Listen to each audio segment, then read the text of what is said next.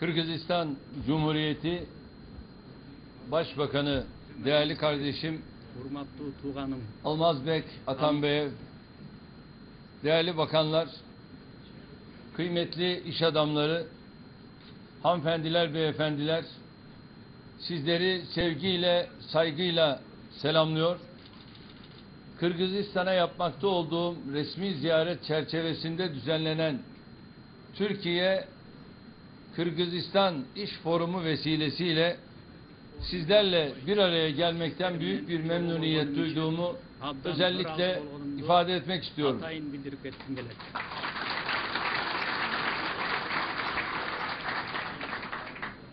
Bu vesileyle bir kez daha bana ve heyetime gösterilen sıcak misafirperverlikten dolayı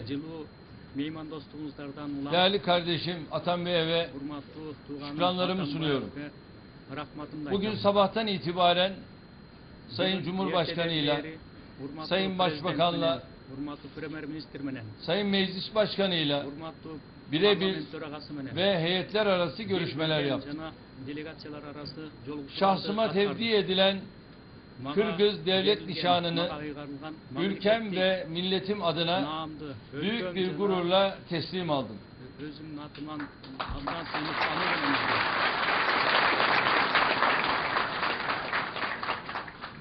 Yine Sayın Meclis Başkanı ile olan görüşmemizin akabinde Kırgız Parlamentosu Jokorku Keneş'te Kırgız milletvekillerine hitap ettim. Gerçekten son derece verimli görüşmelerimiz, temaslarımız oldu. Açıkçası ben bu ziyaretimizin Türkiye-Kırgızistan ilişkilerinde yeni bir dönemin başlangıcı olmasını yürekten temenni ediyorum. Bugün her vesileyle ifade ettim. Türkiye, Kırgızistan'ın bağımsızlığına en az Kırgız kardeşleri kadar sevinmiş, en az onlar kadar bağımsızlığın heyecanını yüreğinde hissetmiştir. Aynı şekilde yaşanan sıkıntıları, zorlukları en az Kırgız kardeşleri kadar Türkiye'de kendi sıkıntısı, kendi üzüntüsü olarak görmüştür. Bildiğiniz gibi Kırgızistan'ın bağımsızlığını ilk kabul eden ülkeler arasında Türkiye olarak yer alıyor. Bağımsızlığın ardından da Kırgızistan'ın kalkınma seferberliğine omuz veren, samimi şekilde çaba harcayan ülkeler arasında yer aldı. Hatta zaman zaman ilk sırada yer aldı. Kırgızistan parlamenter sisteme geçen, bu boyutuyla bölgede yer alan ve bölgeye örnek teşkil eden bir ülke. Türkiye tecrübesine dayanarak şunu katiyetle ifade edebilirim. Parlamenter sistem ekonomik kalkınmaya çok büyük katkı sağlayacak. Demokrasi geliştikçe ekonomik kalkınmada istikrarlı bir şekilde büyüyecektir. Demokrasi ile ekonomik gelişme at başıdır. Bunlar beraber gelişir. Eğer demokratikleşmeyi geliştirirseniz bilesiniz ki ekonomi de o şekilde gelişir. Biz bunun tecrübesini ülkemizde yaşadık. Demokratik reformları geliştirdikçe ekonomi de bununla birlikte gelişti. Onun için son yaptığımız anayasa reformunda özellikle şunu söyledik. Dedik ki ileri demokrasi.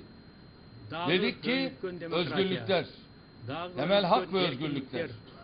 Biliyorduk ki ileri demokrasiye geçtiğimiz anda ekonomideki sıçramamız çok daha farklı olacak. Her alanda Kırgızistan'la tecrübelerimizi paylaşacağımızı, kardeş bir ülke olarak, bakınız dost olmaktan öte, kardeş bir ülke olarak Kırgızistan'a gereken desteği vermeye devam edeceğimizi ifade etmek isterim.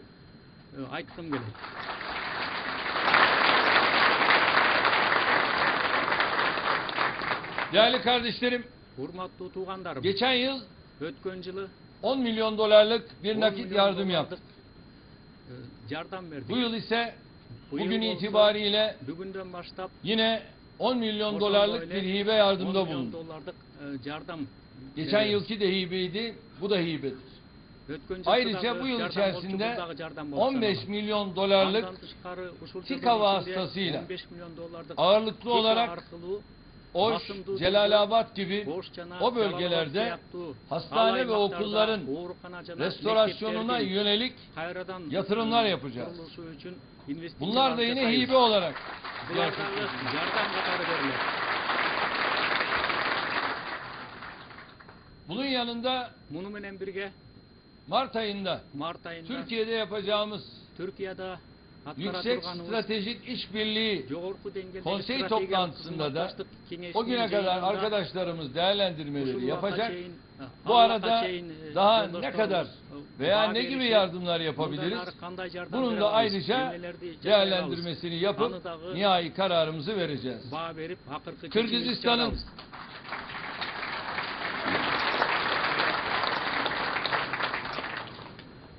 Kırgızistan'ın içinde bulunduğu çeşitli sıkıntılar nedeniyle ikili ekonomik ve ticari ilişkilerimiz bugüne kadar arzu edilen seviyeye ulaşmadı.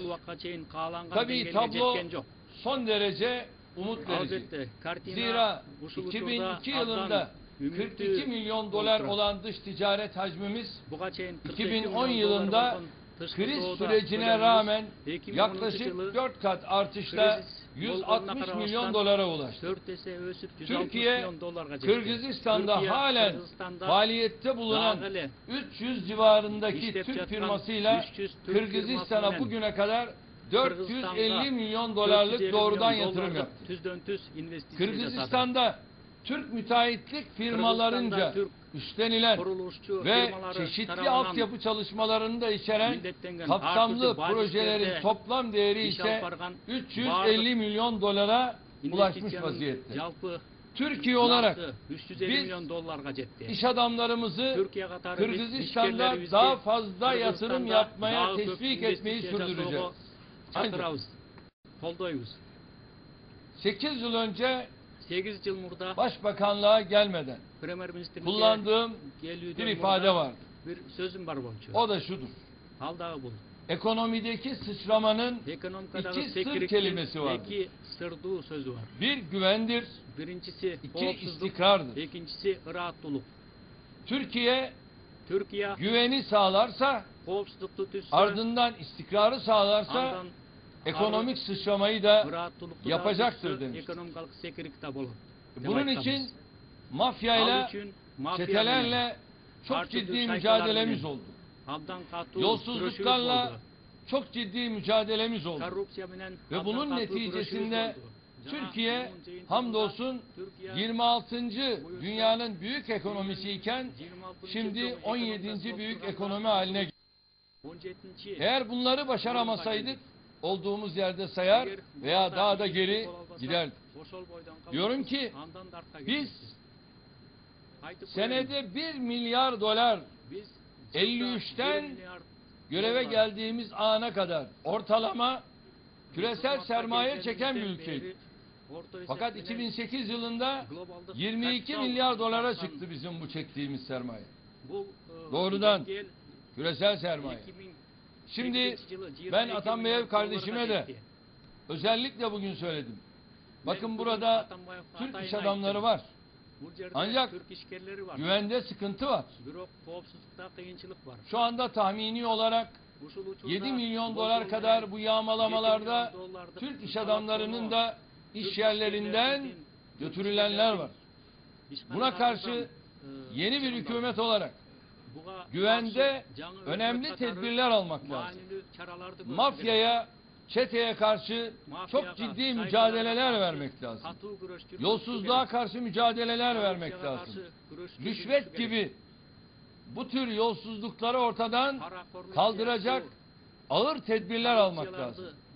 Çünkü küresel sermaye buraya geldiği zaman kalkıp da herkese rüşvet dağıtmaya yönelirse burada niye dursun? parakorluk vere turgan bolsa, bul jerde Zaten endi vereceği de- rüşvet onun kazancıdır. Ha, Burada az durmasına devlet gerek vere yok. turgan, O zaman parası memleketinde özünün işine devam eder. kireçesi bolup sanılır. Anday Hem bolsa özünün çile, ülkesinde hem de burada işini işkence. basat. Bul jerge Böyle bir durum para tabii verip, olmaz. andan arı Ve burada kıyınçılık istikrar da tartışan olmaz. bolsa, emneye gelsin. Anday Ama bolsa biz bunu rahat başarırsak, olboyt. güveni Eğer sağlarsak biz bunu sadece yapsak, buraya o Türk iş Türk adamı iş gelmez. Yalnız Onun Türk yanında işçileri gelmeydi. Batılı da gelir, Hanım ene Orta birge Doğu'nun iş Batı- adamları da gelir. Batışlıklar da gelir. Yakın çılgın- Kırgızistan'ın Kırgızlıklar da altyapısı gelir. buna müsait. Kırgızistan'ın Onlar valisi geldiği andan buna itibaren layıktı. inanıyorum ki Dalar Kırgızistan'da geldiğinde ne yapacaktır? O Kırgızistan'da sıçramasını evine yapacaktır. Oşol İşsizlikte ekonomik büyük tekrar adımlar etki atacaktır. karşıladı.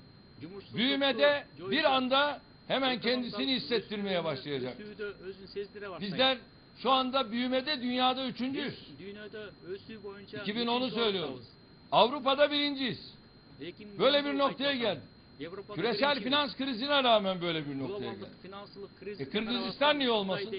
O da olacak. Kırgızistan hem için bolmasın. O da olacak.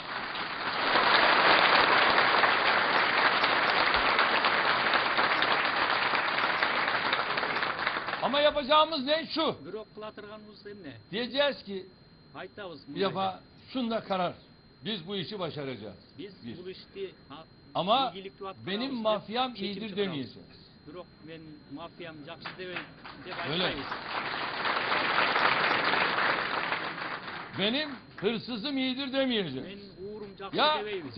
tepesine bineceğiz. Alardın başına Çünkü bu uğurlaşуу gerek. zulümdür. Bunlara fırsat vermeyeceğiz.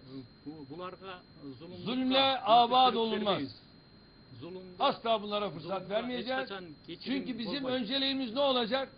İnsanı yücelt ki devlet yücelsin. Bunu başaracağız.